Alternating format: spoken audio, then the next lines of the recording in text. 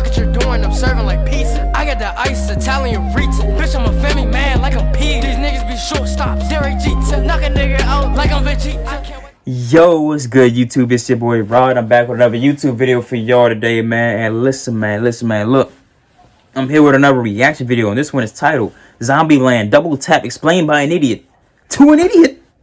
For y'all idiots. You know what I'm saying? You do this every episode, man. Except last one. I forgot to say it last episode. But look, man. Y'all already know. Y'all might as well be saying it with me at this point. Say it with me, please. I want to hear it in the comments. But hey, look. I already did the first Zombieland, I believe. Yeah, this is the second one because it's called Double Tap. So I already did the first Zombieland. It's going to be right here. It's going to be right here. Yep, right there. Yeah. So go show the first Zombieland some love. This Zombieland some love. And go show High Boy some love. But look, I need more. You already know how I'm rocking. I'm on the road to 10K. Let me get there, please. Please. And hey, man, make sure y'all like, comment, subscribe, hit that bell for post notifications. Get notified when I post something. And follow my IG, Snapchat, intro and outro. Follow my IG down below in the description. It's there along this original video. So hey, let's hop in, shall we? Put it in the basket. Let's get it. Welcome to Zombieland Double Tap, where the movie starts out classifying different types of zombies because they have evolved since the last movie. So first off, we got the dumbest and most harmless type of zombie, the Homer, because he's a retard. The second type of zombie is called the Hawking, because they're using whatever's left of their rotting brain to eat more brains. And then we got the Ninja, and I think the name is pretty self-explanatory, but if it isn't, they're sneaky fuckers, okay? Now let's cut to Columbus, Tallahassee. This sounds extremely unrealistic. And they're kicking zombie ass at the White House where zombies acting like ninjas and stuff. Like every single day is Christmas. But not everything is all sunshine and rainbows and a good old Zombieland, because Lil Rock is one hormonal teenager, or maybe not a teenager. I don't know how old she is. I'm not keeping track, honestly. But you know, point is, bitch wants some dick, okay? And she's also pissed off by Tallahassee for being a completely out of touch dipshit father figure. And after Columbus proposes to Wichita. After Columbus proposes to Wichita, she gets spooked because the bitch got commitment issues. She and Little Rock. I don't know how. Y'all the only human beings left in the country. Very lethal limo, leaving behind a note. And the note basically reads, "Thanks, but fuck you, bye." And considering how much time they spent together. Once again, not too sure on the number, but they probably spent a lot of years together. I find it hard to believe that they could leave that easily. Exactly. Later, these girls are always dipping and leaving whenever they want and coming back. Like, what the freak? Just die.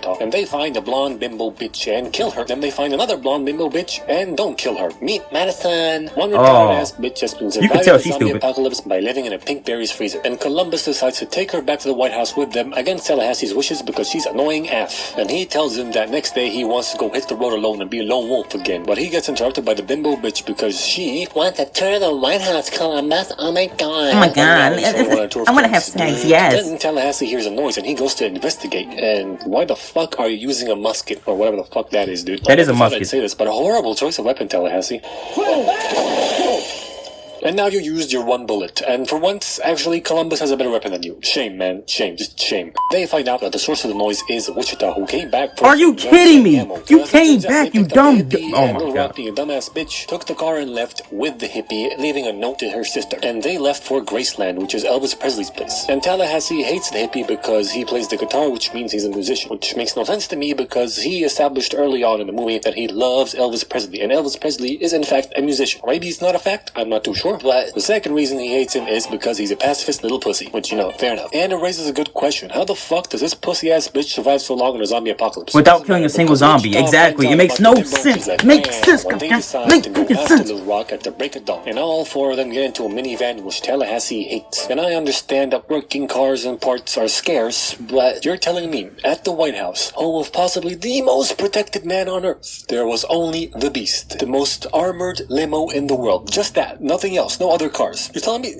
Nah, I don't believe that for a second. Doesn't make any sense. Why can't this movie make sense? It's pissing me off. Get out of the minivan and get off the bridge and go check out a new possible mode of transport in the form of an RV. And that RV sounds an alarm that attracts a bunch of zombies. And Wichita goes like, man, we're getting good at this. Getting good at what exactly? You still haven't done shit, dog. Exactly. All you do is leave and come back and leave and come back. Like, why can't you just stay with the group? You know you're gonna be back. And they meet a new type of zombie which is stronger, better, faster, stronger, and they call it a T-800 like the the Terminator because it will stop at nothing. So after Tallahassee christens the RV with his number 3 and a can of paint that he seemingly always has on him, they get to move in and immediately get a flat tire. So they make the walk of shame back to the minivan. Are you straight kidding past me? this fucked up one, which is shot in very specific spots. Back on the road, they start making fun of the idea of Uber. Funny, very meta. Then the bimbo starts looking very sick, like she's turning into a zombie. Because she got bit. I could have sworn I saw her get bit. Goes to the woods and Columbus goes to put her down, rip bimbo. Then they keep going and get to Graceland and find out that it's run down with no trace of Little Rock. But a little bit down the road, they find an Elvis Presley themed hotel or a museum. I'm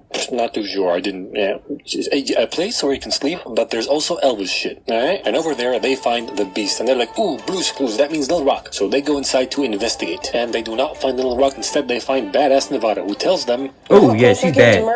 Which, of I need to marry her. You, freak you talking about? Someone shot and killed Bill Murray because he mistook him for a zombie. Which makes me ask, how the fuck did she find out about this story? Did she go over there herself and see the body, or is there like exactly? There's no news. For all survivors of the world is an apocalypse. Somehow these guys aren't in it. The only other possible explanation is that this should travel through word of mouth. If so, I think a movie or at least a short film about just how the fuck this information reached her will be a fucking great idea. Right? Exactly. Huh? Because she's nowhere near to where that took place at. I think it's cool. And there's no news, there's no anything, there's no technology because it's apocalypse. They headed off to Babylon, which is a hippie safe haven where there are no guns allowed. But the hippie didn't like the beast because it has a big fat gun in it, I guess, and he's a pussy. So instead, they took off in Elvis's 1955 Cadillac Fleetwood Series 60, which, you know, considering there's a zombie apocalypse, it still works in hella good condition. Also, it being a timeless classic, I can't imagine it being any fuel efficient or reliable. But whatever, somehow they exactly why does it still work? Back to the Elvis Museum / hotel, where Tallahassee and Nevada bond over their mutual love of Elvis, and they bump uglies. And next day, some dickhead in a monster truck destroys the beast. You lucky boy. The movie so eloquently you hit Nevada. He used to park in Nevada's driveway, and now Tallahassee is parking in it. Then his nerdy psychic pops out, and we find out that they're basically Columbus and Tallahassee copies. So they start a dick measuring contest, go in for a drink, and then they find a few T-800s outside attacking their truck. So the dickheads are like, alright, relax, we got this. But as we're about to find out, they so did not got this. So after they deal with the zombies, they come back in for that drink, and they brag about how good of a job they did while waving around the picture they took of them dealing with the zombies, which no doubt was a huge contribution to how he got that fucking bite mark, which, might I point out, none of these blind motherfuckers know. Whoa, how did you not see that? He's going to turn into a freaking zombie. You dumb. His sidekick, who was also bitten, turned to zombies, and then they swiftly get dealt with. Then Tallahassee, Wichita, and Columbus try to hit the road in the monster truck. However, Tallahassee is incapable of driving it. So they are forced once again upon the minivan. The same jank that you did not want to drive earlier. On their way to Baby Lawn, they find the bimbo bitch driving down the road in an ice cream truck, and she once again joins the group on their travels. She's alive? How the fuck is this bitch alive? Exactly, well, what? She had a very violent allergic reaction to the nuts that she was eating, which she didn't know were nuts. Fucking moron. Dumb. In the woods, Columbus shot over her head to scare her off before she turned into a zombie, or he thought she was going to turn into a zombie. And now she's here. And after some more minivan miles, they get to Babylon. And Tallahassee celebrates by blowing up the minivan. Great idea, dude, because you're not going to need that anytime soon. Also, no nearby zombies hear this. Anyway, they can't enter Babylon without having their guns melted. And they can't leave in the fucking minivan because, you know, Tallahassee. But yeah. I don't understand here is why they couldn't leave it next to a tree or something and hide it somewhere. Yeah, no zombies are going to want to use them, right? Anyway, they enter and have their guns melted, and they find Little Rock, and she doesn't want to leave, and Columbus wants to stay and have a home for once, but this pussy-ass place ain't no home for fucking Tallahassee, and he decides to leave and be a lone wolf once again. So that night, Tallahassee says his goodbyes and leaves the hippie farm, and while he does that, he sees a herd of T-800s sprinting towards Babylon who are having a fucking party and oh my god, stupid.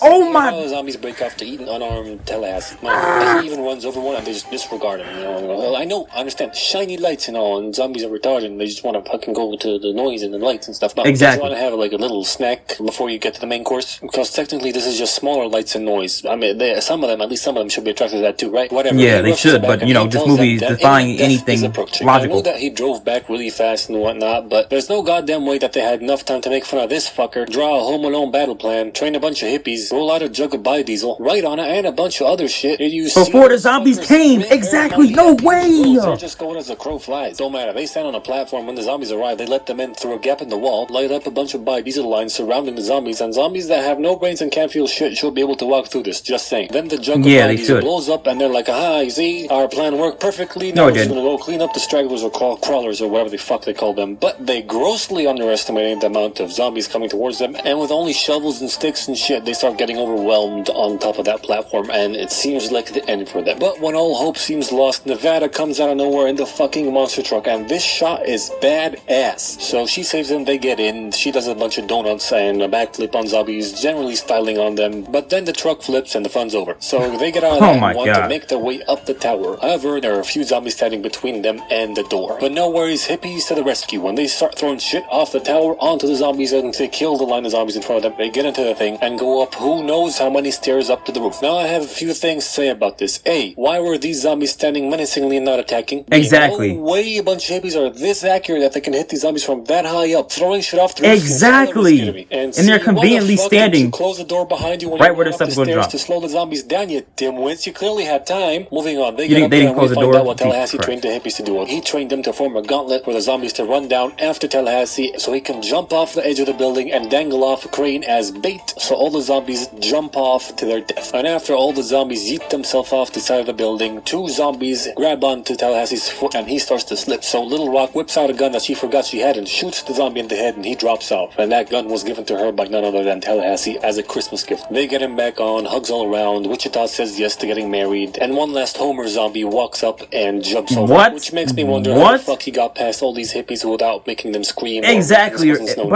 Also, if this was their plan all along, why the fuck were they on a platform down there anyway? They should have been by the door ready to bolt it up the stairs so they can do this, right? Whatever. They drive off as a slightly bigger, happy, zombie-killing family again. Well, hold on. Back up for a second.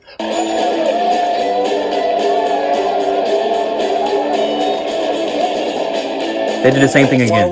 They did the same thing again. They did the same thing again. No shiny bright lights or you die. This movie gets 17 Elvises out of 3 buildings. Oh my gosh, this movie was so dumb. This movie was so freaking dumb. This is the dumbest movie I've ever seen in my life. The dumber than all the other ones. Even the last one I regret. Even the last one was pretty dumb, and I regretted seeing that. But no, this tops the cake. This is the cherry on top of the icing. Matter of fact, this is the whole freaking cake with the cherry. Cause this was dumb. This was so freaking stupid. Oh my gosh. Hey man, I'm about to have an aneurysm. So make sure y'all like, comment, subscribe. Ding! Hit that bell for post notifications. You know if I when I post something, follow my IG, Snapchat, and intro and outro. Follow my IG down below in the description. It's there along this original video. So go show hi boys some love. But look, I need more. You already know I'm rocking. I'm on the road to 10K. I'm gonna get there. Please help me, please. And hey man, I am. Go.